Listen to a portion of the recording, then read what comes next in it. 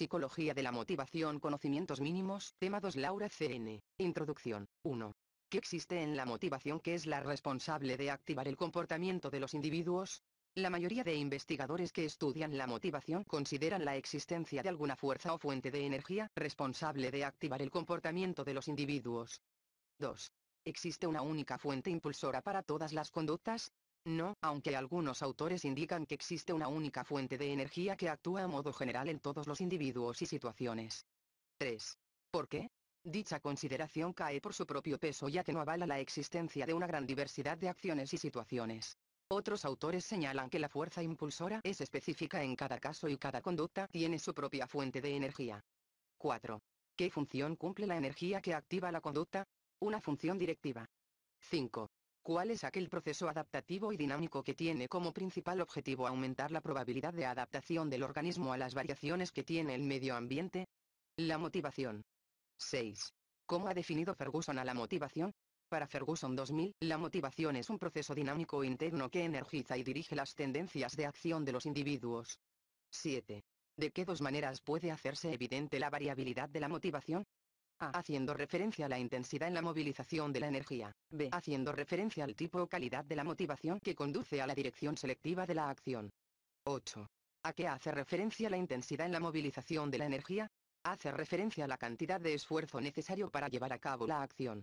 La variabilidad de la intensidad indica la fortaleza o debilidad de la motivación, como de fuerte es la motivación. 9. ¿Qué diferentes denominaciones ha tenido este aspecto energético de la motivación? Arousal, tensión dinamogénica, movilización de energía. De forma genérica, se utiliza el término de activación para indicar el aspecto energético de intensidad de la motivación. Activación, concepto de activación. 10. ¿Cómo se conoce en psicología a la característica energizante de la motivación? Activación. 11. ¿De qué es responsable la variable activadora de la motivación? Es una de las variables responsables del inicio, del mantenimiento, de la intensidad y de la finalización de la conducta motivada. 12. ¿Desde cuándo era conocido en psicología el concepto de activación? Desde las aportaciones de Walter B. Cannon 1872-1945, fisiólogo de la Universidad de Harvard. 13. ¿Con qué identificaba Cannon a la activación? Cannon 1929 identificaba la motivación con la activación fisiológica del organismo y con los cambios o respuestas fisiológicas del sistema nervioso autónomo. 14. ¿Qué función tenía para Cannon la activación en el organismo? Una función motivacional energética. Características de la activación. 15. ¿Cuál es la primera y principal característica de la activación? Activa la conducta, inicia la conducta motivada, según Petri y Govern 2005. 16. ¿La conducta activada puede ser considerada como un buen índice de que existe la motivación? Suele considerarse un buen índice de que existe la motivación. 17. ¿La conducta activada es siempre manifiesta? La conducta activada no siempre es manifiesta. 18. ¿En qué tres niveles se puede manifestar la activación según la CEI? Electrocortical a través del sistema nervioso, fisiológica a través del sistema nervioso autonómico y por la actividad motora. 19. ¿Cuál es la segunda característica de la activación? Su persistencia o insistencia en el comportamiento. 20. ¿Es la persistencia un índice de la motivación? Sí, a mayor activación, mayor persistencia del comportamiento. 21. ¿Qué relación se puede establecer entre persistencia y motivación? La persistencia o insistencia en el comportamiento está relacionada con el mantenimiento de la conducta motivada. Cuando un organismo está motivado, persiste en su conducta hasta conseguir su objetivo. 22. ¿De qué otros factores depende la persistencia de la conducta, según Beck? Depende también del número de opciones disponibles para realizar la conducta. 23. ¿Cuándo se puede decir que la persistencia es más claramente un índice de la motivación? Cuanto menores sean las opciones disponibles para realizar la conducta, la persistencia será más claramente un índice de la motivación, y al contrario. 24. ¿Cuál es la tercera característica de la activación? La intensidad, fuerza o vigor de la conducta motivada. 25. ¿Existe alguna correlación entre el nivel de intensidad de la conducta y el nivel de motivación? Existe una correlación positiva: a mayor intensidad de la conducta, mayor activación. 26. ¿Qué proceso dicen que interviene con la intensidad de la motivación? Según Petri y Govern 2005, pueden intervenir otros factores, como el aprendizaje. Estudios sobre la activación. 27. ¿Qué estudios sobre la motivación han sido, durante mucho tiempo, asuntos de interés para muchos psicólogos? La movilización de la energía y el gasto energético de la conducta, según Ferguson 2000. 28. ¿Cuáles son los principales resultados de las investigaciones sobre la activación? La activación varía desde el sueño más profundo hasta situaciones de máxima alerta o vigilancia. Dichos estudios han determinado que se produce una alta activación cuando existe un aumento en la alerta, cuando se tiene una mayor capacidad de respuesta y cuando se obtiene un mayor nivel general de excitación fisiológica. Puesto de manifiesto que cuando se produce un nivel de activación, se produce un aumento de la alerta y una mayor capacidad de respuesta, así como un nivel mayor de excitación general. 29. ¿En qué tres situaciones se puede decir que se produce una alta activación? Según Orne 1988, cuando existe un aumento en la alerta, cuando se tiene una mayor capacidad de respuesta y cuando se obtiene un mayor nivel general de excitación fisiológica. 30. ¿A qué hace referencia el concepto de activación en términos conductuales? A una mayor amplitud, frecuencia y duración de las respuestas de los individuos en condiciones de alta activación conductual, las respuestas son más fuertes, frecuentes y duraderas. 31. ¿A qué hace referencia el concepto de activación en términos fisiológicos? Al aumento de la actividad fisiológica que se asocia con la actividad del sistema nervioso autónomo. 32. ¿Qué medidas del sistema cardiovascular se han utilizado para medir la activación? A través del registro del electrocardiograma la tasa cardíaca y la presión arterial. 33. ¿Qué medida del sistema nervioso central se ha utilizado para medir la activación? Se utilizan los registros del electroencefalograma 34. ¿Qué otras medidas se han utilizado para medir la activación? El electromiograma la actividad electrodermal, la amplitud y frecuencia respiratoria, el ritmo y volumen sanguíneo, la temperatura corporal, la motilidad digestiva y las mediciones neuroendocrinas. 35. ¿Cómo se puede producir diferentes reacciones de activación? Al variar las tareas y situaciones que se exigen a los individuos. 36. ¿Qué indica el fraccionamiento direccional de respuestas? Indica disociaciones fisiológicas conductuales en función de la activación. 37. ¿Y qué señala la respuesta estereotipada? Señala que en una amplia gama de estímulos y situaciones, cada individuo tiene patrones fisiológicos estables y respuestas conductuales únicas. 38. ¿Para qué se han empleado las medidas de autoinformes? Para estudiar la activación de los humanos, para medir tanto el rasgo como el estado de activación. 39. ¿Es lo mismo activación energética que activación tensa? No, son dos estados de activación diferentes. 40. ¿En qué se diferencian ambas? La activación energética se relaciona con los sentimientos positivos, mientras que la activación tensa se relaciona con situaciones de amenaza, dolor o ansiedad. Activación y rendimiento. 41. ¿Qué es lo que han intentado comprender las muchas investigaciones realizadas sobre activación y rendimiento? ¿De qué modo la activación afecta la ejecución en diversas actividades? 42. En general, ¿qué ocurre con la activación cuando aumenta la reactividad fisiológica? También aumenta la actividad motora. 43. ¿Y cuando aumenta la actividad motora? Aumenta la activación y la reactividad fisiológica. 44. ¿Qué tipo de relación existe entre la activación y las respuestas fisiológicas y motoras? Existe una relación lineal monotónica entre la activación y las respuestas fisiológicas y motoras. A mayor activación, mejor rendimiento. 45. ¿Y cómo es esa relación? Es una relación lineal monotónica. 46. ¿Qué medidas de activación reflejan más estrechamente la intensidad de la motivación? Aquellas que implican al sistema nervioso simpático. 47. ¿Qué tipo de relación se puede encontrar entre la activación y el rendimiento en la ejecución de una tarea? Se observa una relación curvilínea de U invertida. 48.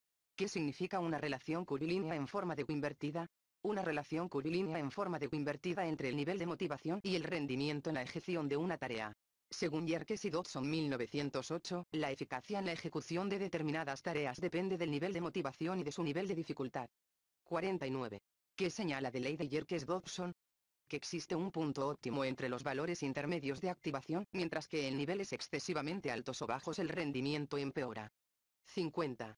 ¿Con qué coincidía la teoría de la activación de E? Con la propuesta de una relación curvilínea en forma de U invertida entre activación y conducta. 51. ¿Existe una postura unánime en los estudios posteriores sobre el nivel óptimo de activación? No, aunque seguían suponiendo que el nivel óptimo de activación variaba en función del tipo de tarea y no solo de su dificultad. 52. ¿Por qué? Porque las relaciones entre activación y rendimiento llegaron a ser tan complejas dependiendo de las características concretas de las tareas estudiadas que no se consiguió una postura definitiva.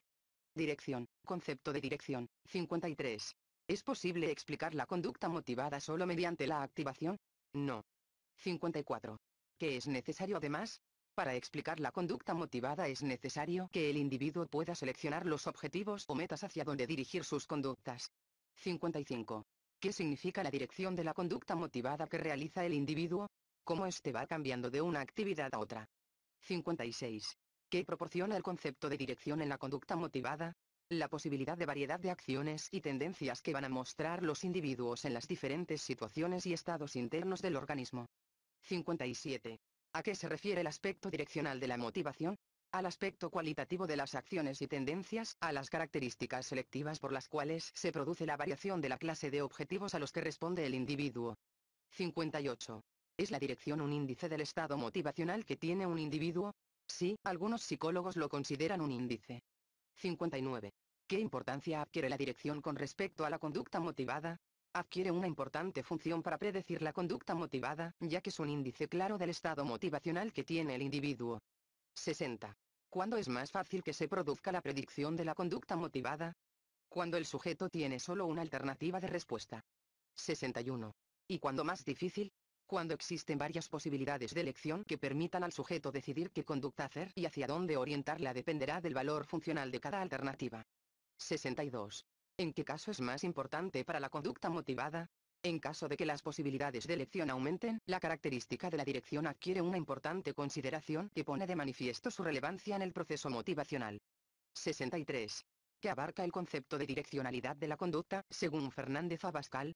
Abarca tanto objetivos determinados genéticamente como las metas y objetivos típicos del comportamiento humano. Variables de la dirección. 64. ¿Se puede decir, en general, que todos los organismos están en un estado de continua motivación? Sí. 65. ¿Por qué? Porque siempre existe algún objetivo hacia el cual dirigir sus conductas. 66. ¿De qué depende conseguir un determinado objetivo? Del esfuerzo, la persistencia y la dedicación que ponga el individuo, así como la relevancia que tenga para él y lo dispuesto que esté en obtenerlo. 67. ¿Qué dos variables intervienen en la consecución de los objetivos, según Palmero? La expectativa de su consecución y su grado de atracción. 68. ¿A qué hace referencia la expectativa de la consecución del objetivo? A que dependiendo de su proximidad / lejanía respecto al objetivo, el individuo realizará su consiguiente actuación. 69. ¿Y a qué hace referencia el grado de atracción del objetivo? A que los individuos se mueven más hacia la obtención de objetivos que resultan más atrayentes. 70. ¿Qué relación se establece entre el grado de atracción y el nivel de motivación? Cuanto más atractivo sea el objetivo para el individuo, mayor será su nivel de motivación y su actuación estará más encaminada a su consecución. Nuria Palomo, determinantes de la dirección. 71. ¿Qué dos grandes grupos de determinantes intervienen en la motivación? Los determinantes internos y los determinantes externos. Determinantes internos. 72.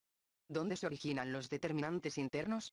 Los determinantes internos se originan dentro del organismo. 73. ¿Cuáles son los mecanismos relacionados con los determinantes internos? Son los mecanismos debidos a la herencia, a factores homeostáticos, al crecimiento potencial y a los procesos cognitivos. 74. ¿Cuál es el principal determinante interno de la motivación? El principal determinante interno es la herencia. 75. ¿A qué hace referencia el determinante interno de la herencia? A los diversos factores genéticos que programados en el organismo actúan sobre este proceso. 76. ¿Qué dos enfoques intentan explicar de distinta manera el determinante de la herencia? El enfoque instintivo y el enfoque fisiológico. 77. ¿Qué propone el enfoque instintivo?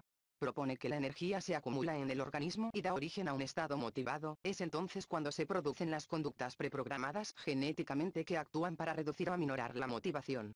Se atribuye a estímulos ambientales específicos el ser los desencadenantes de este tipo de conductas innatas. 78. ¿Y que el enfoque fisiológico?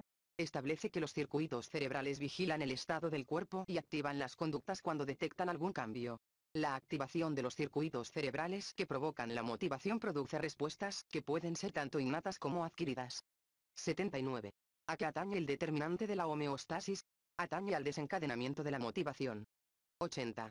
¿A qué hace referencia la homeostasis? Hace referencia a la suposición de que existe un nivel óptimo de activación en varios estados del organismo y que éste está relacionado con el mantenimiento del equilibrio fisiológico, llamado equilibrio homeostático. 81.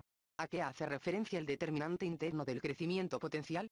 Hace referencia a la idea de que el ser humano está motivado para alcanzar su pleno potencial tanto en los aspectos físicos como en los aspectos psicológicos y emocionales. 82. ¿Y a qué hace referencia el determinante de los procesos cognitivos en la motivación? Hacen referencia a los determinantes que proceden de la información que recibimos y de la forma en que la procesamos. 83. ¿Qué elementos del procesamiento cognitivo determinan la motivación? Los planes, los propósitos, las metas y las intenciones. 84. ¿Cómo influyen los procesos cognitivos en el comportamiento? Influyen tanto en el tipo como en la forma de producir el comportamiento. Determinantes externos. 85. ¿Dónde se originan los determinantes externos? Los determinantes externos se originan fuera del organismo. 86. ¿Cuáles son los mecanismos relacionados con los determinantes externos? El aprendizaje, los factores hedónicos y la interacción social. 87. ¿Cuál es el principal determinante externo de la motivación? El aprendizaje. 88. ¿Qué papel realiza el determinante externo del aprendizaje en las conductas motivadas? Un papel fundamental. De hecho, mucho de las conductas son adquiridas, desarrolladas y mantenidas gracias a la importante función de este proceso psicológico. 89. ¿Quién formuló una teoría que interrelacionaba el aprendizaje con la motivación en la producción de las conductas? Clark Hull, 1943. 90. ¿Cuál de los determinantes externos de la motivación es el más aceptado por los investigadores? El hedonismo. 91. ¿En qué idea está basado el concepto de hedonismo? El hedonismo está basado en la idea que señala la tendencia generalizada que tienen los organismos a aproximarse a todo aquello que produce placer, y por el contrario, a huir o evitar todo aquello que produce dolor. 92. ¿Por qué es importante el determinante externo de la interacción social? Porque la interacción entre las personas tiene realmente un efecto motivador. Las situaciones sociales influyen poderosamente en la conducta, porque la presencia de personas modifica la motivación. 93. ¿Cómo pueden actuar todos los determinantes entre sí? Todos los determinantes, tanto internos como externos, pueden actuar solos o bien conjuntamente, estableciendo complejas interacciones entre ellos. De tal modo que la conducta motivada resultante que se ejecuta pueda ser fruto de influencia de uno o varios determinantes a la vez. 94. ¿Cuáles son los principales determinantes que influyen sobre los motivos primarios?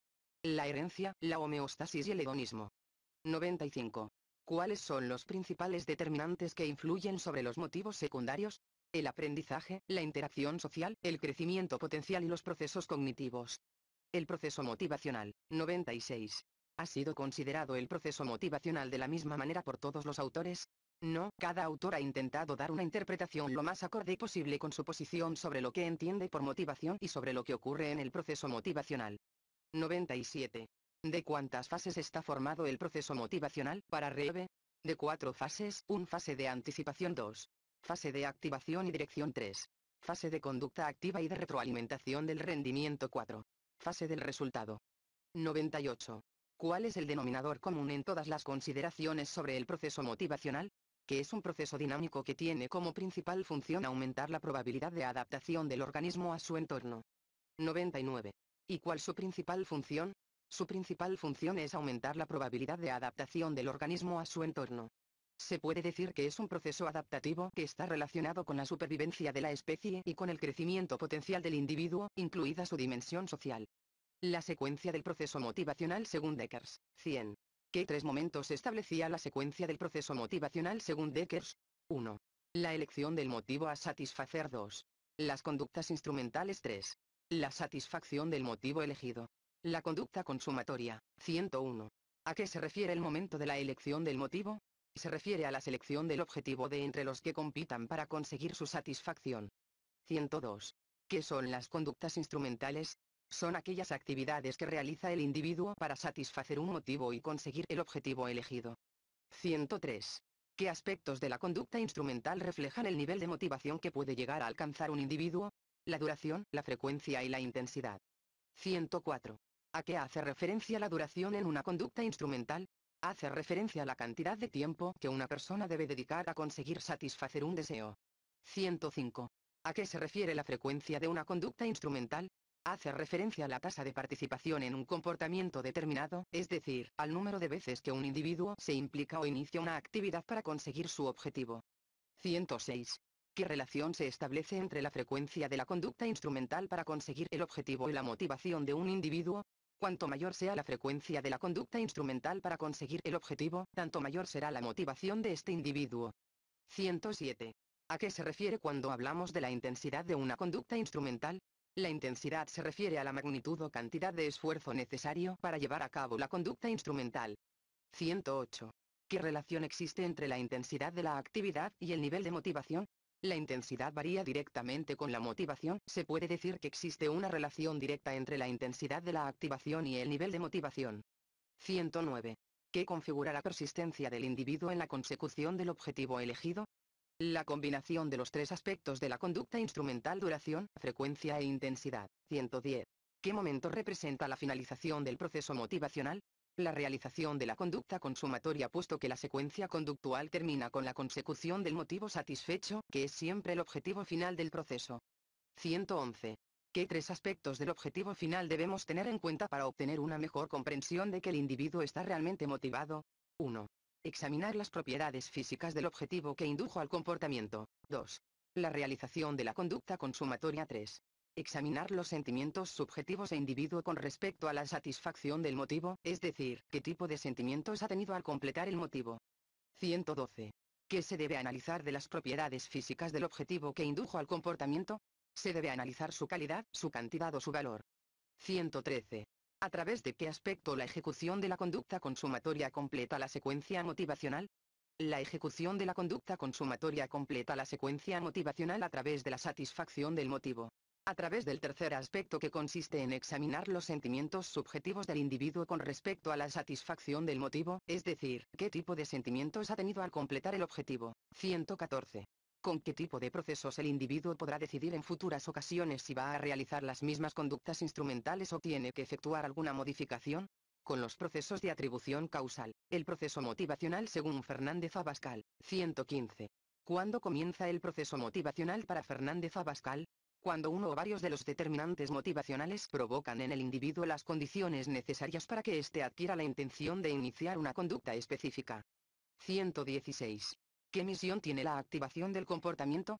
Pone en funcionamiento la conducta con una determinada intensidad. 117. ¿Qué nos indica la intención? Nos indica la dirección hacia la que el sujeto debe dirigir la conducta. 118.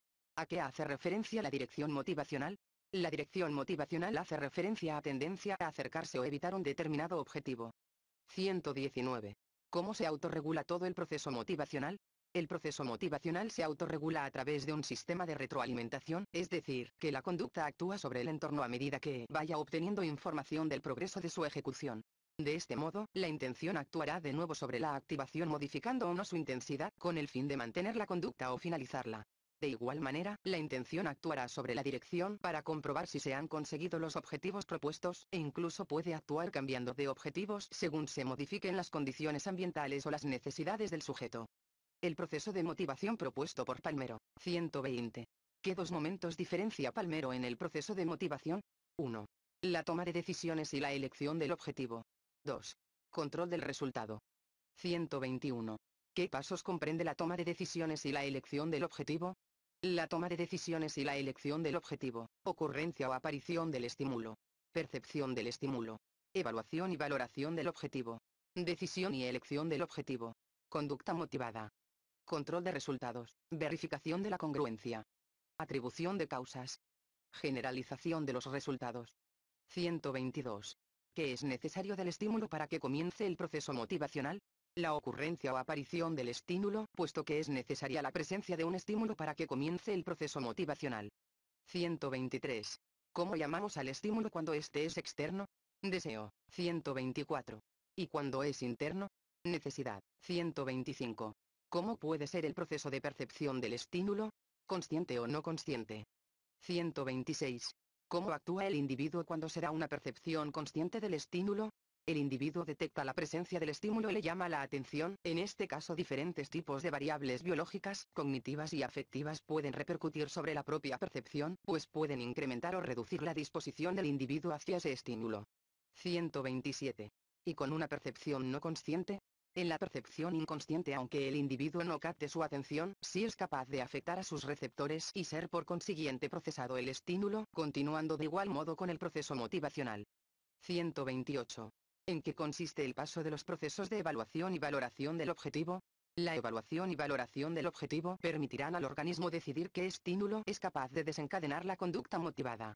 La evaluación se caracteriza por la evaluación de la expectativa de consecución de un determinado objetivo.